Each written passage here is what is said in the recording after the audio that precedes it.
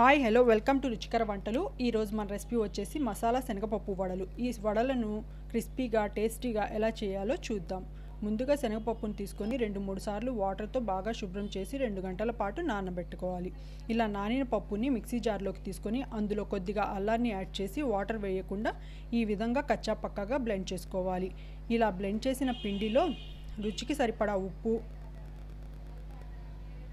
జీలకర్ర, సన్నగా తరిగిన పచ్చిమిర్చి, సన్నగా కట్ చేసి పెట్టుకున్న పుదీనా, సన్నగా తరిగి పెట్టుకున్న ఉల్లిపాయలు, కరివేపాకుని సన్నగా కట్ చేసుకొని వేసుకోవాలి।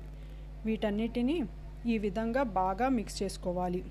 కావాలంటే మీరు దీంట్లో తురిమిన క్యారెట్ని లేదా తోటకూరను, సోయాకూరను కూడా యాడ్ చేసుకోవచ్చు। ఇప్పుడు డీప్ ఫ్రై కోసం ఆయిల్ని పెట్టి వేడి చేసుకోవాలి। ముందుగా చేతికి వాటర్ని లేదా ఆయిల్ని కానీ రాసుకొని పిండిని కొద్దిగా ఈ విధంగా రౌండ్ బాల్స్ లాగా చేసుకొని ఈ విధంగా రౌండ్గా ఒత్తుకోవాలి। దాన్ని బాగా హీట్ అయిన ఆయిల్లో ఒక్కొక్కటిగా వేసి ఫ్రై చేసుకోవాలి। వడలు ఒత్తుకునేటప్పుడు మరీ మందంగాను లేదా పల్చగా కాకుండా మీడియం సైజులో వడలను ఒత్తుకోవాలి। వడలను ఫ్రై చేసేటప్పుడు మంటను మీడియం ఫ్లేమ్ మీద పెట్టి మాత్రమే గోల్డెన్ బ్రౌన్ కలర్ వచ్చేంత వరకు ఫ్రై చేసుకోవాలి।